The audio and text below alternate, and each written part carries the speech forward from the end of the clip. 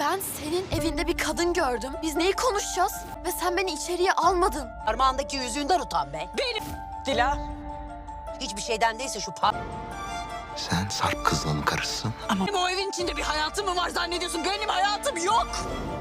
Senin hiç mi gururun kalmadı kızım? Yok. Ben varoş bir Kızıl Hanım. Neyin peşindesin sen?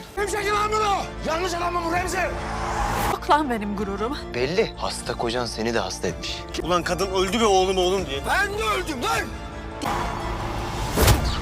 Bizim hayatımızı bitirdiler Murat. Hayatımız Sen Dila Hazan. Birlik olunuz benden bir şey saklıyorsun. Dila'ya bak sen ya. Manita yapmış bizimki. O cehennemden kurtaracağım. Evleneceğim onunla. Ama size yemin ediyorum bulacağım. Ben Dila'yı Her şeyi yıkarım. elinden geleni ardına koymaz. Bırak evlenmeyi. Hadi bir kere daha buluşmayı dene. Ne yapacaksın?